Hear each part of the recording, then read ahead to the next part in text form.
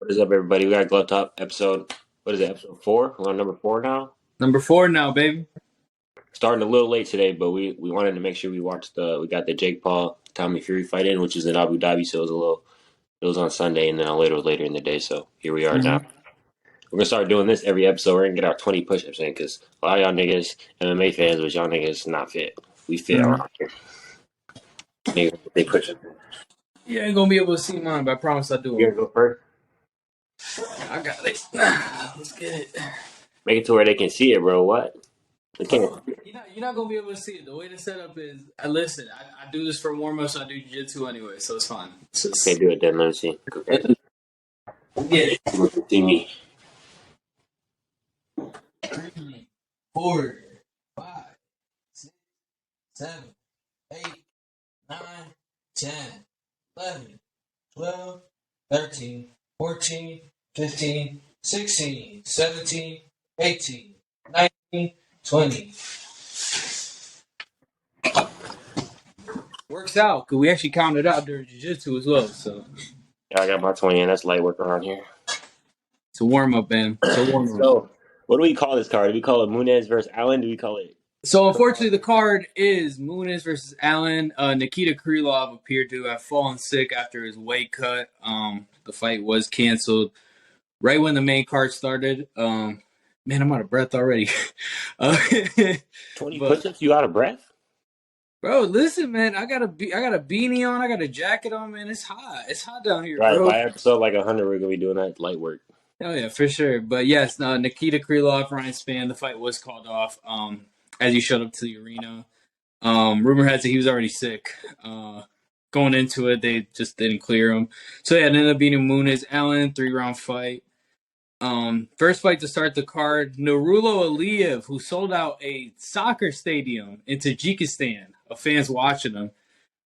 Did not fail to impress. There's a little bit of controversy with the bite, which actually was a fish hook that Alves was doing. To the It was more judge, Alves' fault than yeah, ours. to the judge that gave 1 round to Rafael Alves, please give him a drug test. This fight was clearly Aliyev's fight. Aliyev defended very well against guillotines as well. I don't know how they gave a round to Alves, man, but Aliyev looks good. He looks like a mini Habib. I love it. Yeah, if you look at the stats, he had 92 strikes. He was 66% with the strikes. Alves only had 25 strikes. And Yeah, he, man, he was 10 minutes of control. 3 for 10 4 minutes with of the control. takedown. 10 minutes of control. Just dominant. I mean, I watching the fight, man. He just looks so comfortable on the feet, so comfortable on the ground as well, and so like just he looks like the real deal. He looks like a really good Looks like a prospect. monster at lightweight. Yeah, Only good thing I say about Alves, he did have a couple submission attempts, but they were nasty. They were very nasty. Most guys would tap to that. So credit to Aliyev. That was a very good test for him. I think for how young he is in the UFC. Those are that's like tight. that's the thing people don't talk about with like these athletes. Like something that separates like certain people, like Goran Ryan in jiu-jitsu, is like not tapping. Like even somebody's pulling like your heel, your whole calf is just torn apart, and you're just not gonna tap. Like Right. Exactly. 100%. I think that's the. I think that just shows the resilience that guys have inside of them to be able to withstand pressure. Because Alves is a big guy for that weight, just all muscle. The way he was cranking that neck, every time he tried to hit a submission, I think most people would have tapped. So yeah, big credit to Aliyev. He looks really good. I think he's got big things planned for sure. I think the UFC definitely wants to invest in him. Tajikistan, man, they got a big fan base for him over there. So yeah, I don't think Rafael Alves loses any stock though. I think he's still a fun fighter. I mean, he had that fun fight with Drew Dober, and Aliyev is just a demon. So yeah, man. then we 100%. got our boy Joe Selecki. Yeah, Carl Deeden, man. Listen, I know he trains in Michigan, but 2 things. 1, bro, what are you doing with your hair? That's the first thing. That's the first thing. That's the back shots. That's the back shots. Homie watching the barbershop. Said, "Let me get the back shots haircut." And the second thing is, man, listen, no disrespect to Carl Deeden. He made it to the UFC for a reason, I guess, but he looks so outmatched in that fight. Joe Selecki, it looks so easy. Like, he barely ate any shots. He was on his back the whole time. He was in control the whole time. Very good fight. Very good fight from Joe Solecki. His jiu-jitsu looked very good. Yeah, his grappling is phenomenal. I mean, performance of the night. I think that's well deserved. Hmm. Yeah, Carl Dean didn't really. I mean, a lot of these guys need to just start getting cut. I mean, you got these guys coming up and tough. You got these Dana White Contender Series guys. Let's get these young guys in here, man. Let's get these Yeah. young guys in here. Let's get these kind Well, of guys. like I told somebody, I think the problem is with PFL and Bellator allowing sponsorship money. A lot of guys don't see the appeal of coming over from Bellator or PFL anymore because it used to be that's how the UFC would get their undercard guys, bring them in from Bellator or PFL, and now the UFC has to go to like local shows and all that, which you can still find talent. Obviously, you get guys like Jamal Hill and all that guys in Contender Series, but then you get guys like Carl Dean didn't even have a contender. Like he came straight out of a regional show. So I mean, you know, that's Yeah, what they you get. also like do like facilities in other countries like Singapore, and Mm. they're building that one in Africa, and they're trying to build their own like athletes like from the ground roots up, from like probably like from 16 years old up, Yeah. like their own UFC gyms, stuff like that. Which I think that's just going to make the fights more and more entertaining. Hopefully, because sometimes in things in growth in the Mm-hmm. sport, like unseen negatives happen, as we see in NBA. Mm-hmm. There's a lot of the sport's growing, but there's a lot of negatives that come with it. So. Um, then the next fight, I thought it was a robbery, in my opinion. 100%. Yep. Yep. To the Uh, judge that scored this, 28-29. I mean, not 28-29. Sorry, the two 29-28s. My issue I have with that is, yes, O'Day Osborne got hit in the nuts and took the full 5 minutes. Whatever.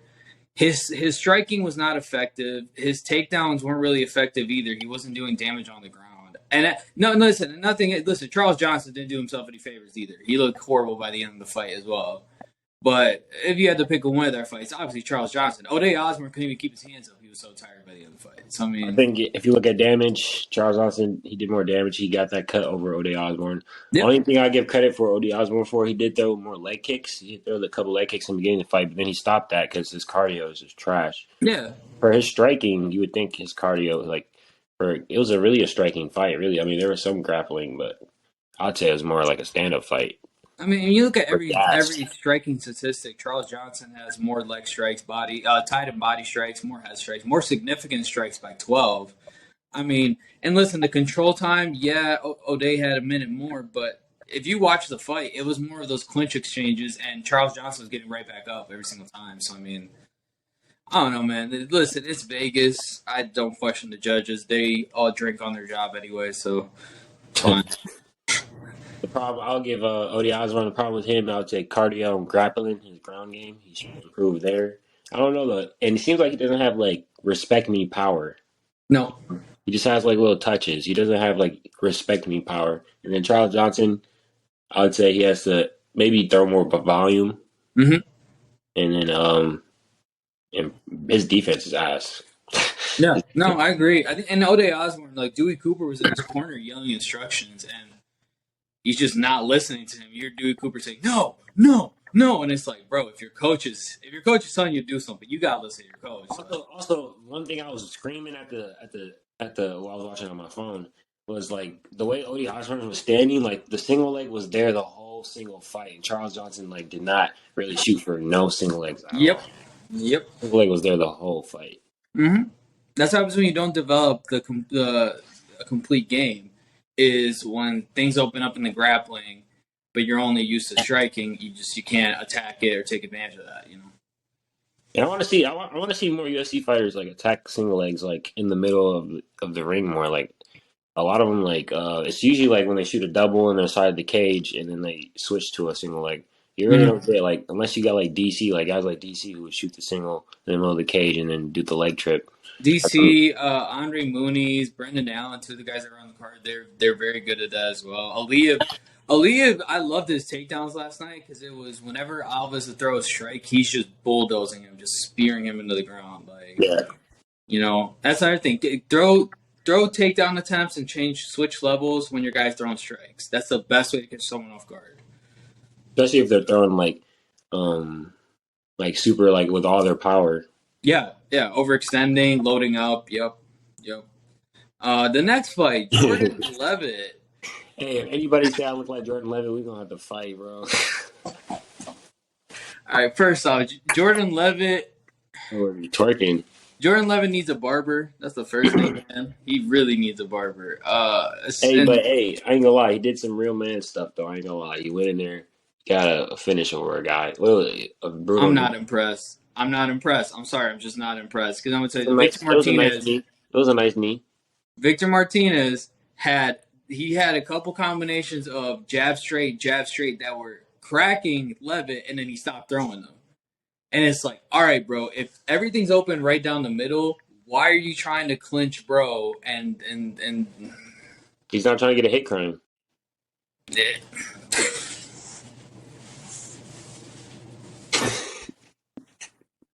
Hopefully they don't. Hopefully YouTube allows it. All right, it was next.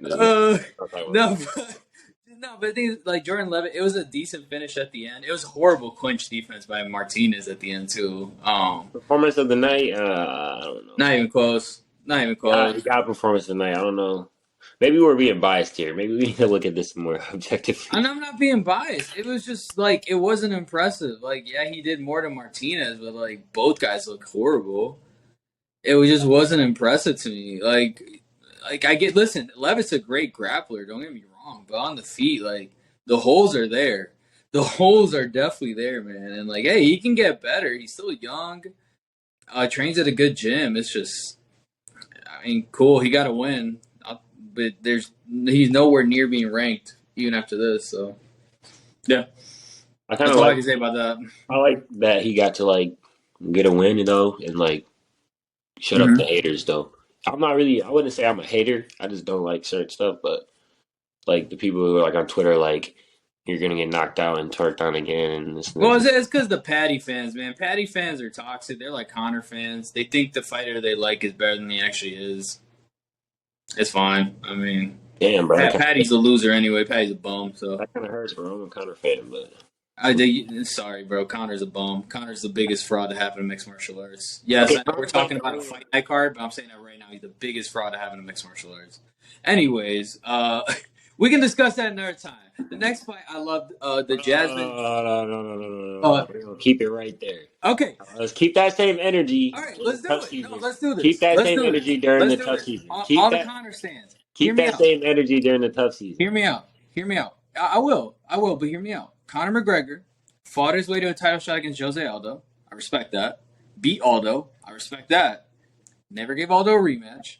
Lost to Nate Diaz. Then fought Diaz again. How do you Then get a fought rematch? You got knocked out in 5 seconds. You don't get a 13 rematch. seconds. Jose Aldo was the longest reigning. Jose Aldo's the longest reigning featherweight champion in MMA. Don't matter. It wasn't Jose, a close fight. Jose Aldo. If you are the GOAT of a division, you deserve a rematch. Bro, That is. it's not. It wasn't like Usman versus Leon Edwards. Usman was winning the whole fight, and then the last. It doesn't matter. He got beat. He got torched right away. Like Jose Aldo was undefeated for 10 years. The man was the lineal featherweight champion for how long? He deserved a rematch after that. Just off the I don't fact think so. Not at that time. He was done, bro. At that time. but it's the same thing with Silva and Weidman. Weidman obviously beat Silva convincingly. Silva still deserved his rematch. That's how it should be. I think the second fight would have gone differently, but that's beside the point. Anyway, he then loses to Nate, rematches Nate, goes and fights Eddie in an extremely undeserved lightweight title shot because he never defended his featherweight belt to begin with. But it was because Conor couldn't cut back down to 45 at that point. So cool, he beats Eddie, and he goes and fights Floyd, gets beat by Floyd, makes his money, disappears for a while, gets another title shot somehow against Habib. Habib absolutely kills him. Habib knocked him down. Habib knocked him down on the feet. Bro, I hate this narrative that Khabib killed him. It was a good fight, bro. Bro, it was a good fight, bro. I hate when people let's see. He did not kill him, bro. He did not. He choked him On the out. ground? He finished him. He finished him, but he did not kill him, bro. On the ground, he killed him. And when it was standing, Habib was landing the better shots on the feet. No, just because he landed that one punch does not mean he landed better shots. He was landing better shots. No, just because he knocked him down. Well, he was landing better shots because Conor had to worry about the takedown the whole time. So Conor was throwing little touch shots. Habib in the first couple rounds, Conor was stuffing all them takedowns too. He stuffed a couple in the first round. After that, he couldn't stuff any. He stuffed a couple in the first round. But I just okay, just the fact that I don't know, it wasn't a Oh, well, blowout. we're not done yet. His comeback fight is against the carcass known as Donald Cerrone, who's known for keeping his head in the middle. So cool, I'll take that. CTE zombie. Yeah, CT Zombie. You know, we love Cowboy, but it's a fact he does not move his head. Beats Cowboy. All the Connor stands think he's back. They buy their proper whiskey, whatever. Cool. Then he fights Dustin Poirier. And Dustin Poirier showed the world why Dustin Poirier was at one point interim lightweight champion, beat the likes of Max Holloway, and is on a different level than Conor McGregor. I'm sorry. Yeah, Conor hit him with some good shots, but Conor, how do I put it? To me, he was never the real champ for not defending his belt. Ever. He never defended a belt. That's number one. Number two, I think Conor lost his love for mixed martial arts after the Floyd fight. That's the way I see it. You know, I think he's just never going to be the same. Tuff's going to be fun to watch, don't get me wrong, but I think Conor is the most influential mixed martial arts of all time. But he is nowhere near top 5 or top 10 of all time, in my opinion. As a pure mixed martial artist. Just can't be. Anyways. Who was saying that he was top 5, top 10 all time? All the Conor stands I have to argue with either over the internet or in person who try to convince me that Conor is a GOAT. He's The casuals. he's a marketing goat. He's a marketing GOAT. I agree, 100%. All right, let's set some signs to some of these younger fighters, newer fighters. Okay, the next fight we had Jazz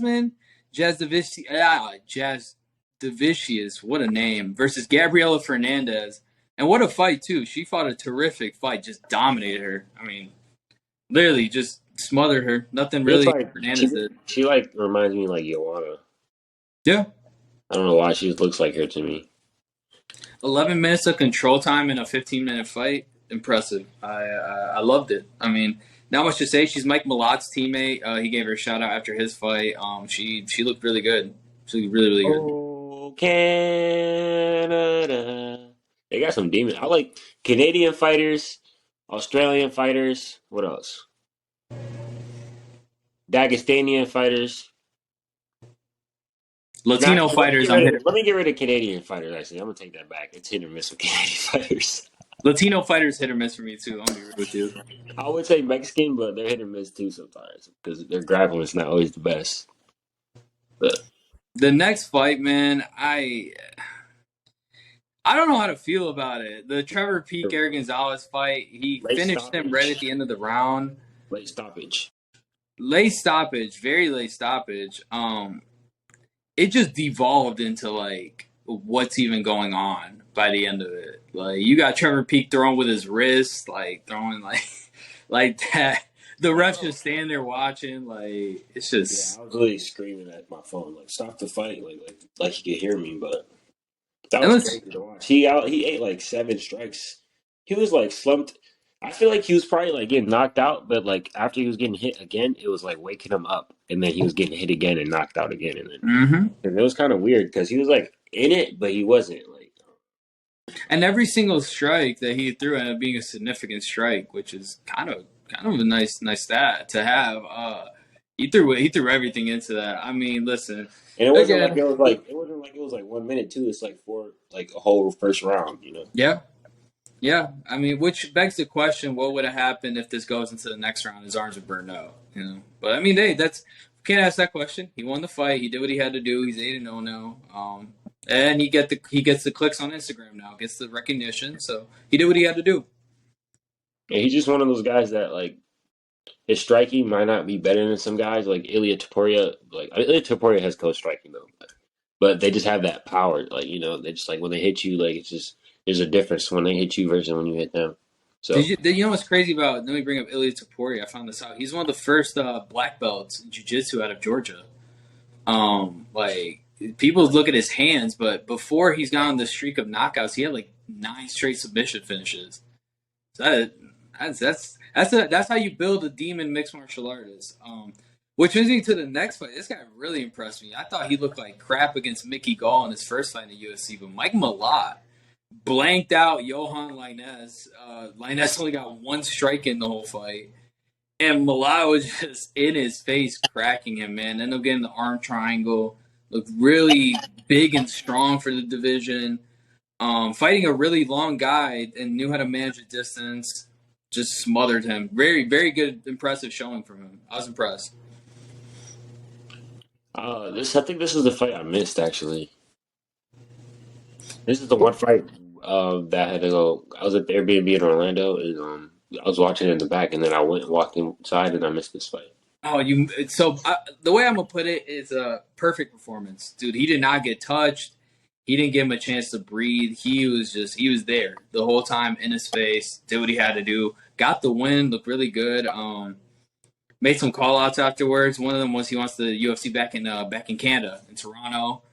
And this guy, listen, he looked good. He trains a team alpha male, man. Looks really good. I was impressed. Team Alpha Male. Okay. Yeah. The next fight, off a 4-year layoff, Tatiana Suarez came off and put the lights out on Montana.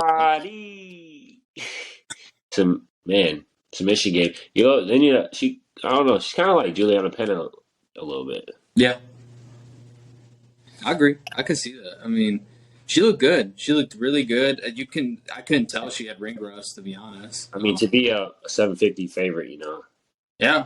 4 years off, that just shows how good you are. And you could say, yeah, the UFC kind of gave her an easier fight per se coming back, but like, hey, she did what she had to do. You got to fight what's in front of you. Looked really good. That guillotine, the transition into it was beautiful. Yeah, she looked really good. Not really much to say about that one. Then we got Mr. Hit or Miss himself. Can we skip this? Can we skip this, bro? He's so hit or miss, bro. This fight, I stopped watching. Dontel Mays. I stopped watching halfway through because then when I came back from getting food, I look and it's the same thing's happening. They're up against the cage. Like, that's how some guys fight, though. Some guys like come into a fight, they lose like every other fight, or they lose like two in a row, and like, okay, I just have to get a win. It's close to your birthday. You want to get that extra cash. And then the shots they were throwing, they just weren't cracking each other either. It was not my kind of fight. Very boring. But yeah, Sakai got the win. Unanimous decision, won all 3 rounds. I think that was deserved. It was just, for a co-main event, it was very underwhelming. Yeah, they look like Bellator fighters. Yeah. And so not much to say about that one, but it brings us, this main event, it was a blessing in disguise. What a fight from Muniz and Allen. This is what I love about the UFC, right? You go into a fight and you think this is how the fight's going to be. You're going to have, Brendan Allen probably winning on the feet. Andre Muniz probably, okay, you're going to try to take him down and probably do grappling. Nope. Then you get the whole opposite. Like, you get the whole opposite. You get Andre Muniz showing that his power and striking is better, and Brandon Allen, taking it to enormous control. So that's the best thing. That's why I would never bet on the UFC. Yeah. And so Brendan Allen, shout out to him. Had Daniel Gracie in his corner. I trained at Daniel Gracie, so shout out to him. So that was nice to see. But like, yeah, dude, Allen's jiu-jitsu. Oh my gosh. Like, and the thing is, Muniz was winning the striking exchanges, but he was tricking Muniz into getting up against the cage. So that way, even though he was eating the shots, he could counter. He could counter and then put him in a position where he could grapple with him. And, like, to have the confidence to grapple with Andre Muniz, like, you have to be good.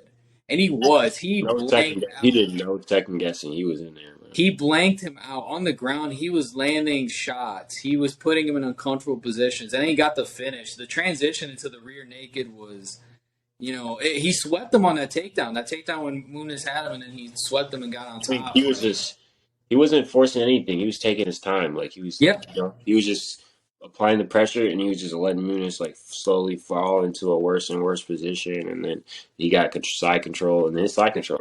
He's a demon in side control. So, dude, Brendan Allen, I was very impressed. He looked very composed in there, knew what he wanted to do. But it also seemed like Muniz was awful. Like, it seemed like he didn't know what to do in certain positions. Like, I think a guy like him, if he can't dominate someone on the ground, it almost like, what do I do? I think he's more like an offensive grappler. Like, he has to be the guy. Like, exactly. Yeah. And he can't do that against Brendan Allen. I knew his jiu-jitsu was good. I didn't know it was this good. Like, he was on one. and he's looked that good the last two fights. He looked against Jocko. He had one of the best jiu-jitsu sequences I've seen in a long time in the UFC. That lockdown swept him, got on top, and then got the arm triangle into a rear naked. It was like Brendan Allen's a wizard on the ground, but on the feet he didn't look too bad either. Yeah, Muniz was winning the striking exchanges, but Allen was getting shots in two. He was eating the shots. He was managing distance. It was a really good fight. He impressed me, and then he called out guys like Driscus Duplessis and stuff like that. So Yeah, whoa, chill there, bud. no, that'd be a good fight. He's now going to be number 9 because he's going to take Muniz's ranking in middleweight. Great fight, man. Great fight. I mean, Allen. He needs to fight like Darren Till or something. I mean, yeah, but Darren Till is about as irrelevant as they come nowadays. Yeah, but I think he's like a guy that's like highly skilled, but not like the most like in his prime. You know, like those like he needs a gatekeeper guy, a top 15 gatekeeper. So yeah, I would say that, but Brandon Allen's already showed himself against very good opponents the last few fights.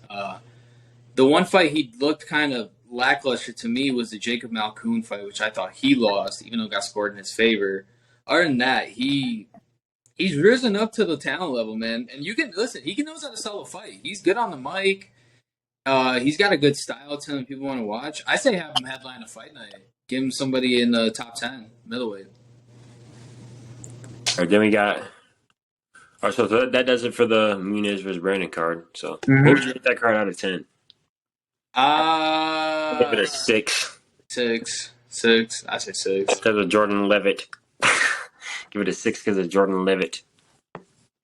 Yeah, I'd say 6, man. It was it had its moments. It also was very underwhelming at times. I mean, yeah. The net, bro. We got Jones Gane finally. Next weekend. Finally, it's here. It's time. Bro, Jon Jones needs to walk out to the Homelander speech from the boys, please. Mm-hmm. I've been campaigning this so hard. I need it. I don't know if y'all saw the you guys might see on Instagram the Jon Jones training videos lately. He looks good. The Henry Cejudo videos. Yeah, well, there's one of the Henry Cejudo ones, and then he was doing some sparring a few days ago and doing some trips and takedowns and stuff, and it looks like prime John, but just like double the size. Like he just looks beefy, man. I love it. I'm here for it.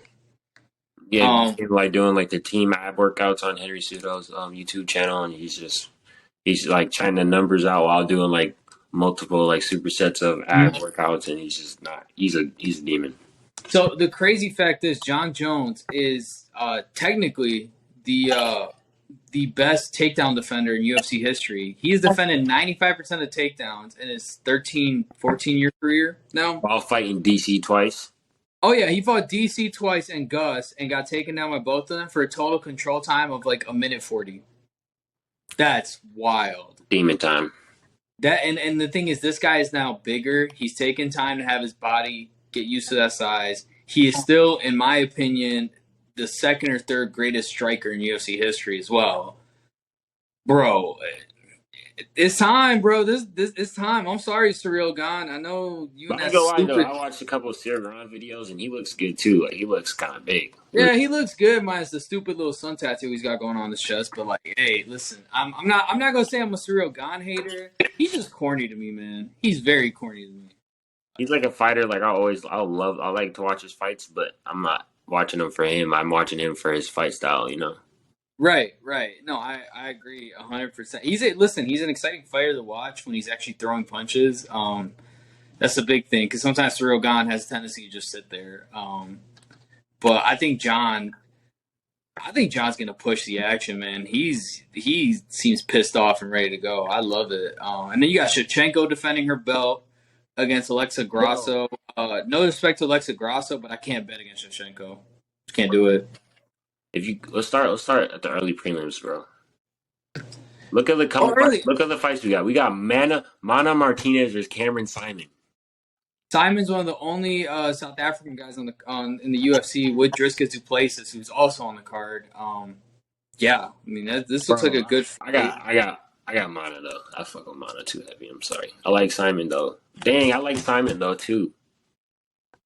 I don't know. I'm gonna stay away from this fight. I'm gonna stay away from this fight. Next fight, Ian Machado Gary. The man took his wife's last name so he could sound Brazilian because she's half Brazilian, bro. I am listen. First off, Ian Gary, other than that one knockout at the end of the first round against what's his face a few fights ago. Either way, he's just not impressed me in his time in the UFC. Yeah, he's won, but he looks like he's just hesitant all the time, I man. don't think So I thought he lost the last fight, in my opinion. yeah, I agree.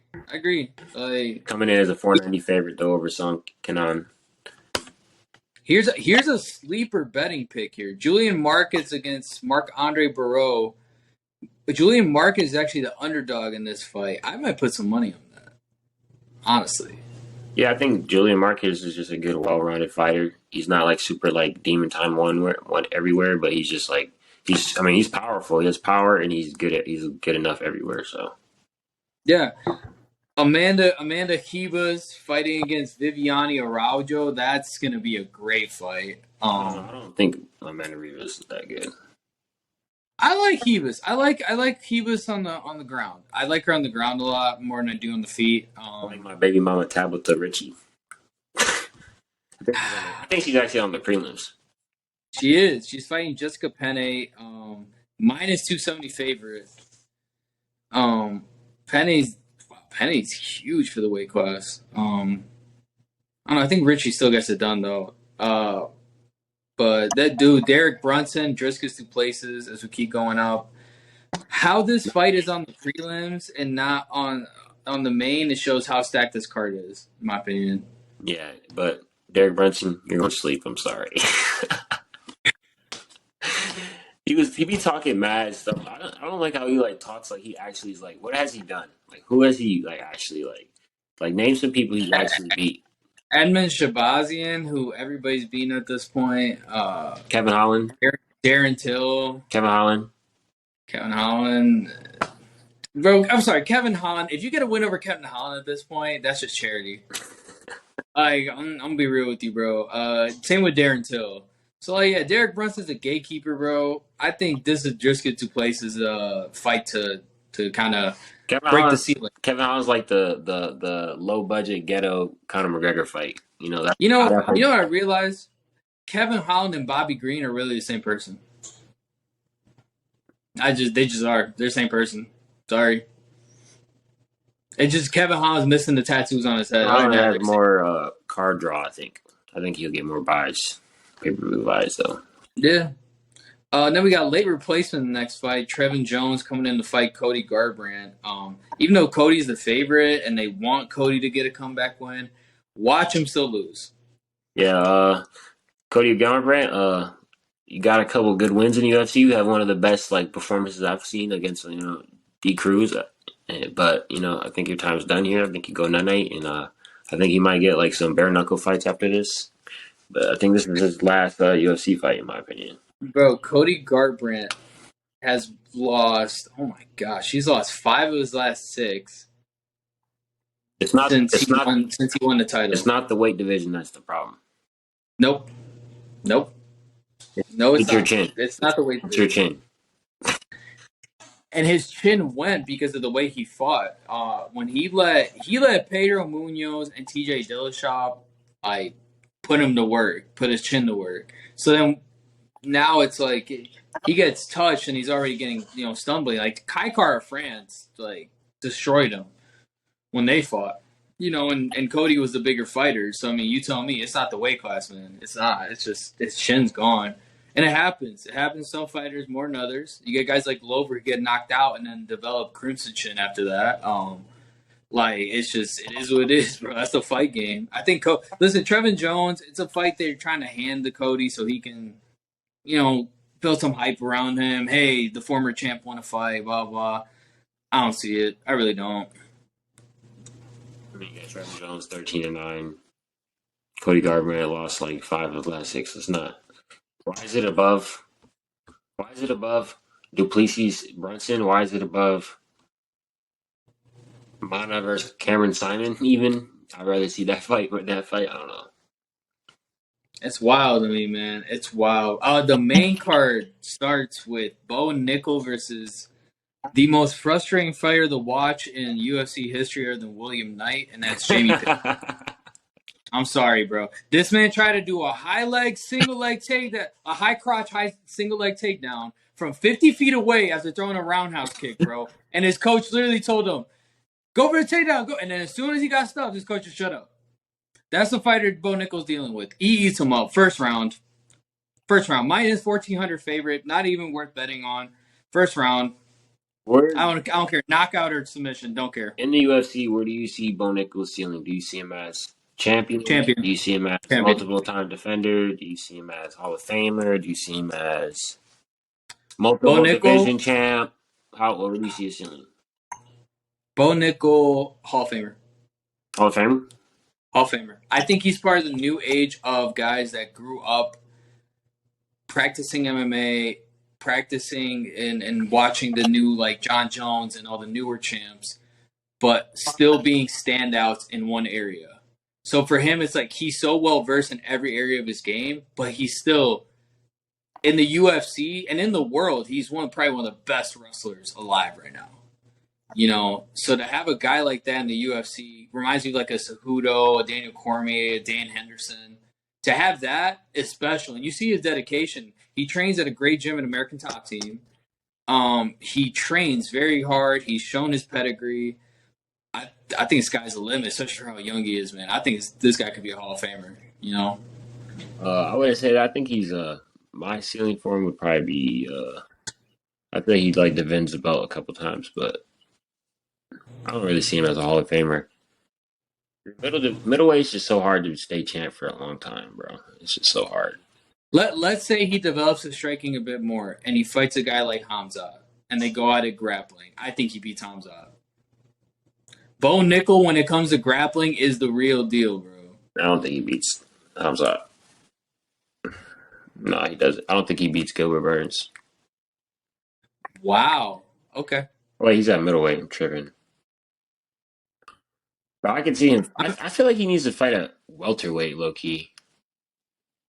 I mean, he's 6'1", 76-inch reach. He's big. But he would be a demon at. He would now make him even a demon. Like Hamzat fights at welterweight. Yeah.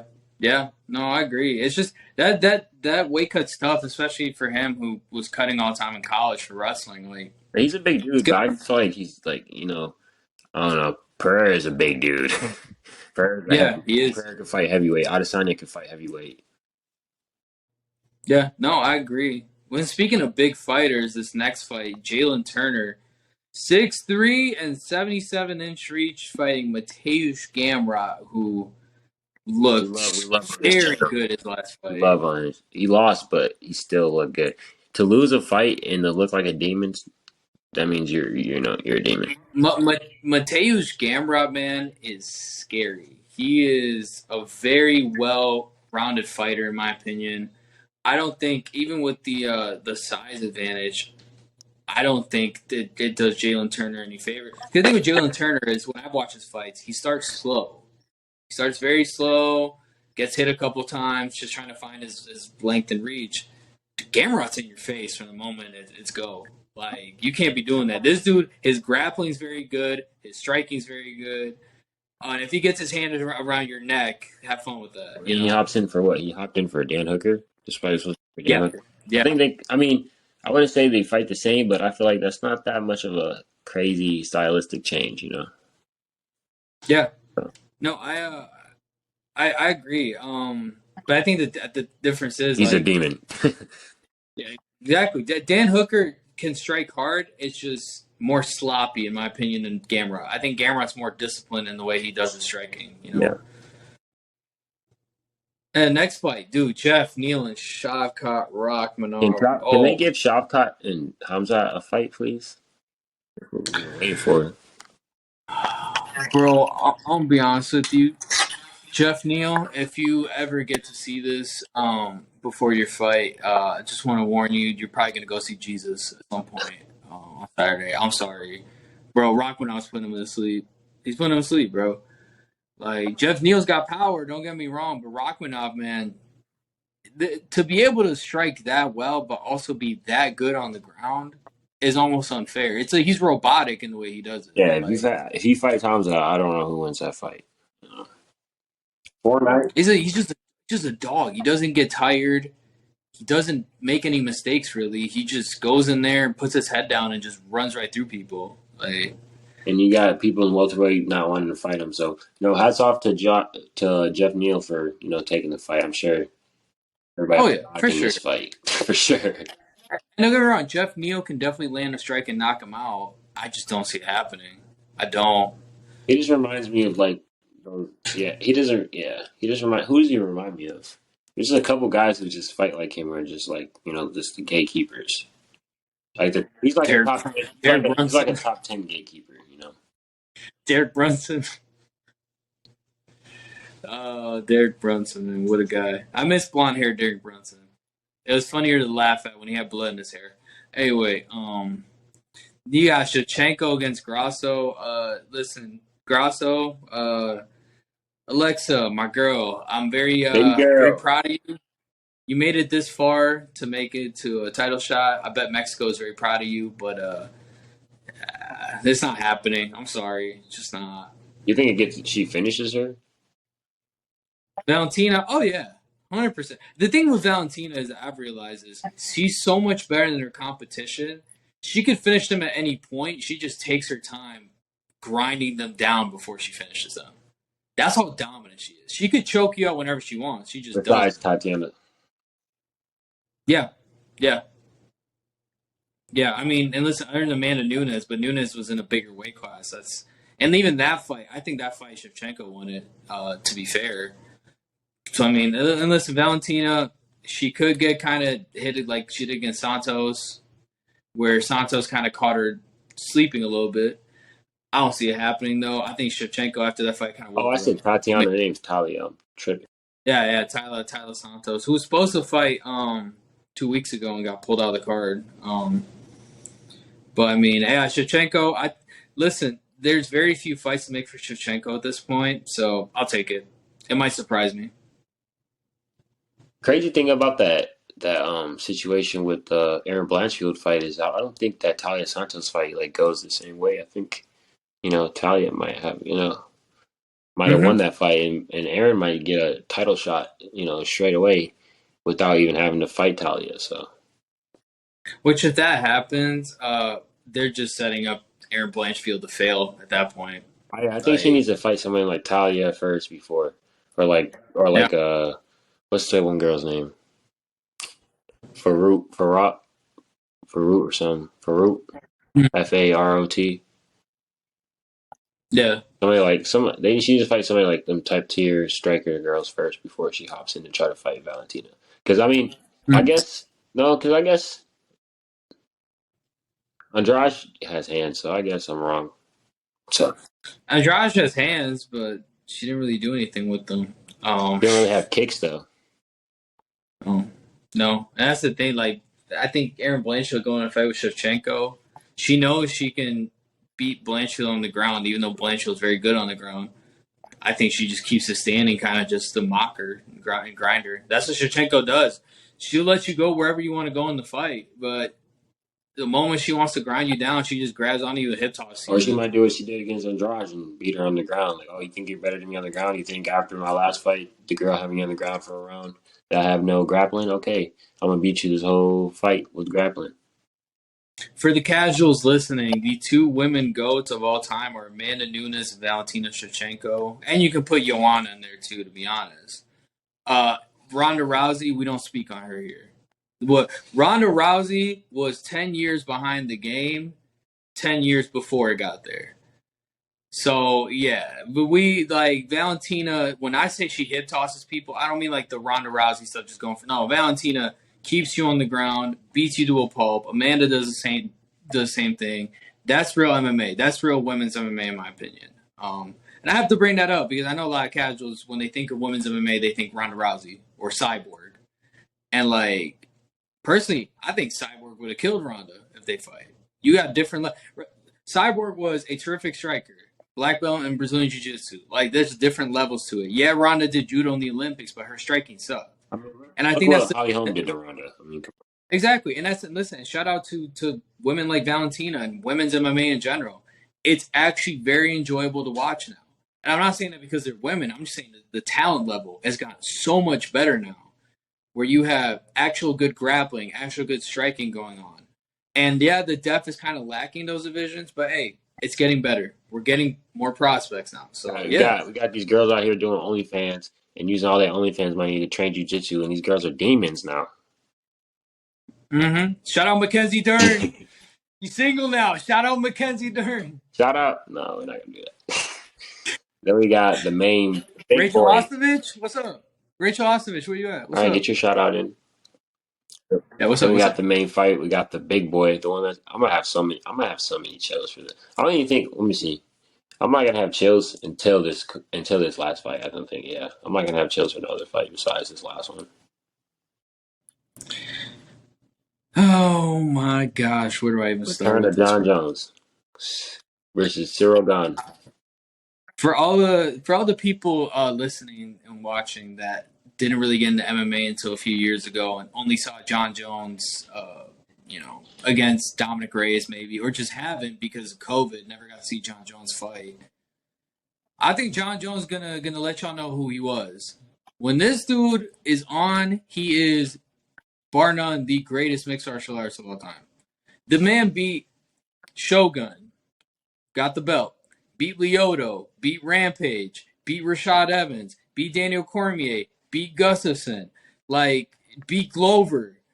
The man ran through champions in Pride that were Pride champions. I mean, UFC champions, just unstoppable. Like his only loss was to Mark Hamill, and that was a This illegal illegal elbow. 12-6 elbow that they called, but the whole fight he was pounding Mark Hamill, and it was Steve Mazzagatti reffing.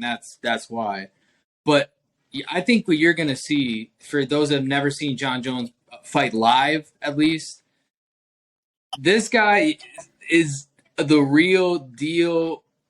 I can't put it into words. His striking, his length, his wrestling, his heart in him, Creativity. like the creativity. When Gustafson was pounding him, and this dude came back and said, "All right, bet, jab, kick," like just any aspect. Lyoto Machida, go back if you have never seen that fight. Go back and watch Standing the guillotine.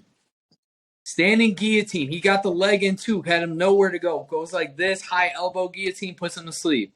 Rampage Jackson outstruck Rampage Jackson, out rustled Daniel Cormier. Like the things that this man has done in mixed martial arts, he deserves a shot to be the heavyweight champion. And I think if he does this, I don't care what picogram PD test that wouldn't count, happened in the past. All the outside the octagon stuff with the DUIs and all that, that's outside the octagon. Inside the octagon, if he wins his heavyweight title, greatest mixed martial arts of No all time. debate. Certified. But I can't count out Cyril Gane either. Cyril Gane for One of the heavyweight best heavyweight he moves like strikers a we've ever middleweight. seen. Oh yeah, moves like a middleweight. Moves like a middleweight. Reminds me a lot of a young John in terms of his striking and stuff. More The way technical, he in my throws his like opinion. question mark kick is like so like he catches guys off guard because he like throws it it like comes up in front of him instead of around. He Yeah, comes up like straight. I don't know. It's so crazy, bro. He's the way he moves for a heavyweight is crazy, and he's jacked it's too. unfair. He's jacked too. It's not like he's like undersized moving like that. It's unfair, and the crazy part is, to this day, Gustafson is still the biggest guy Jon Jones has fought. Like in terms of like size and reach and stuff, it's still Gus. Like Cyril Gane, John's probably gonna come in at 240 and still have 3 inches of reach on him and be the same height. Like that's insane to think Jon Jones is that big. Yeah, I think his reach has always been like his main Oh yeah, plus. longest reach in UFC history, man. 84 and a half inches, and those legs. That little oblique kick he does when he kicks in your knee, the front of your knee just Yeah, he kicks need in that for hyper. this fight. I think. He'll need it, 100%. Because if he can get out Cyril Gane's lead leg, what's Surreal gonna do? He relies a lot on his body kicks to start off his I just combination. wanted to So see like how he comes out, like how his stance is. If he's like flat footed, he stands more like flat footed, or if he, or I don't know. We'll see. I could see Jon if he does come out flat footed. It's gonna be to bait Surreal to throw the shot so he can take him down. Which is smart. A guy, if you're fighting that far away, if you can go like this and still keep a guy at distance, then yeah, do that. That's I'm smart. calling it right now. Round one eye poke.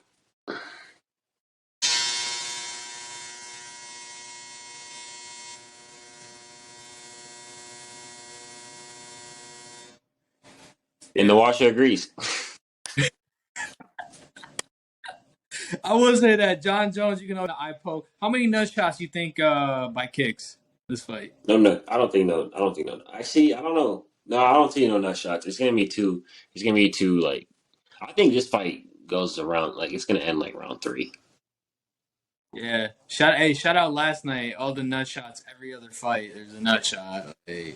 I mean, I think the UFC is getting worse with that low key with eye pokes and nut shots. Like, just keep happening more and more. Well, and the thing is, the Aaliyah fight when they called the bite, that wasn't a bite. Like that made me mad because Aaliyah was in his face, and Alvis's fingers got stuck in his mouth, and so he tried to scrape it off with his hand, and it scraped his teeth. But Alvis can take his hand out of his mouth. He's trying to fish hook him and kind of move him. I don't think a point should have been taken away. Like there was no video proof either that he bit down on the finger. Like that was bizarre to me. But I think the UFC they gotta get better using replay to look at fouls and stuff. Yeah, especially if you're trying to take a point. I What do you agree, got for this fight? I got John round three. I got brother. Jon by unanimous decision, 3-2 in the books. I think it goes down to the final round. really. I think it's going to be a very close. I think this is going to be like the Gus and Jones fight, just very close fight. I don't know. I just don't see like you see how Francis out wrestled Cyril. I just think Jon Jones, if he gets a hold of him, he's gonna fight. See, if it keeps on the feet, I'll say that. If it goes to wrestling, I mean, yeah, Jon. I think it still goes. I don't think this fight gets a finish. I don't think they knock each other out. I think John by head and arm choke. I see My that. favorite submission. It's the best one. We saw a lot of that last night. That is a fun submission to That's hit on one. people. It's the most available one. I promise you. Give them the gift wrap. Put their arm there. Move it up, and just sprawl your legs out and lean your shoulder in. Side control, half guard. You can hit it. You can hit it half guard. Side. You can hit it mount. You can hit it mount and swing your legs out. Yeah, I love it. You can even hit like no, actually, no. You can kind of no. You can't really do that. I would say you can hit a reverse one, but So, outside of the UFC, today we had the Tommy Fury Jake Paul fight. I need to talk about this because now that Jake has his contract with PFL, bro, go do that before they take the contract away from you. you think that was all a plan just to go to MMA if he loses? I don't think so. Because he said, I want to be a world champion boxer, but now you have a loss to Tommy Fury. Of all people, yeah. And he's not. And that fight wasn't. I watched the last round, and they didn't look like world champion boxers, but it was good. No, fight, listen. Good fight. And by no means are they legitimately pro boxers, but you can tell which one has been boxing with boxers more. Like Tommy actually looked like somewhat of a boxer that fight. Like just composed, using his jab, throwing the right punches, throwing them correctly, unlike Anderson and Tyron Woodley kind of all over the place. I think it shows the difference, the levels to the game almost, where it's like, yeah, Jake's been training in boxing a few years. Tommy Fury grew up with his dad who was a champ, his brother who's a champ, and his other brother who was an English champ as well. So you tell me. I think the main problem for Jake Paul is like when he's in a fire, when he gets in the fire, like when he's in danger, he doesn't know the best way to get out of it. And he kind of like does like little things that like looks bad to the judges, like when he starts getting punches thrown at him. He grabs on a lot too. A lot of grabbing, man. I think his distance management needs to be a little better. Yeah. Whereas like Tommy's grabbing reminds me of Tyson, where they kind of grab and just throw their weight on you, kind of trying to weigh you down. Like that's different. That's a Kind of like grappling. It's kind of like grappling, you know? Oh yeah, when a guy has you against the cage and you just dead Yeah. body. So he has to hold you up if he has double underhooks. Like it's the same concept. I just listen, shout out Tommy. Winning a boxing match is it's not easy. The ref was horrible. The ref was not a real ref. I know that was in Saudi Arabia. I know there's a couple billions being thrown around because Saudi Arabia money grows on trees or whatever. But bro, come on. I know he can't come in the U.S. Tommy couldn't come in the U.S. because he's associated with the Irish mob or whatever. But man, Saudi Arabia, really, really, that's the best we can do when it comes to refs and We gotta stuff, do man. That ref was we gotta horrible. do the KSI fight now. I think this actually pushes Jake Paul versus KSI more now. Yeah, which I don't know I who just wins want to see that. it just to see what happens. I don't even, Right, not for the boxing. I want to just watch it to see who knocks right. who out. And listen, guys, see y'all watching. Like, we're not. It's just for us. It's entertaining in a sense of like just to see what happens because a lot of people take it. I've met a lot of casuals that take Jake Paul and all these YouTube boxers very seriously. They're not. They're not. It's just fun to He's not watch, Terrence but Crawford, bro. He's not. they're not. A legitimate boxing, you got the Ryan Garcia Gervonta Davis fight got announced Oh my finally. goodness, That's gonna be an amazing that's fight. going I up on cannot it. wait That's for my that. wish list, like top three, like the last Real. 2-3 years probably. And you know what's at the top of our wish list, man? Errol Spence and T Bud. That's what I need. Number one. That's number one on the wish list.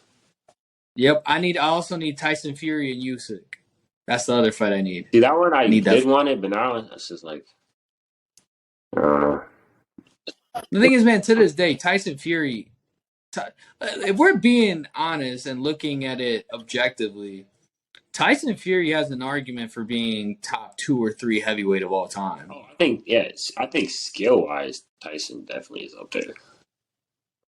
I just think like I don't know, he just doesn't have like that same American impact, that like Tyson had, that Ali had. He just, he's over there in Europe. Yes, but over there, Yeah, he's big over there though, and he's big in the Middle East yeah, too. So yeah. But he also beat Klitschko, which was huge. Klitschko hadn't lost in like 10 years at that point. Um, he beat the American poster boy at the time, Deontay Wilder. In my opinion, 3 times. It's technically two. Um, like he has those big wins. I think if he ever fights Anthony Joshua, he kills Anthony Joshua. Andy Ruiz, yeah, same thing there. I think it's one of those things where like the thing with American boxing, which is kind of what happened with American MMA as well, is not saying American talent hasn't been good in either, because it has, but we kind of end up disregarding European or foreign talent in general. That happened with the Brazilians. When the Brazilians came over to the UFC and started taking over, everybody's like, wait, it's not just wrestling? Like, no, there's Muay Thai, there's Capoeira, there's an American style of boxing, but then when you go to a place like Cuba or Europe, these guys are much more regimented in the way they fight. It's almost like military school, the way they're trained to box, And so, I mean, I get what you're saying, 100%. I just think it's something where, for casuals, it's very hard to gauge because they're used to, America's the best, America's the best.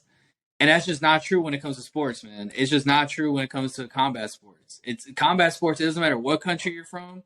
You could be like a Nurullo Aliyev from Tajikistan, bro.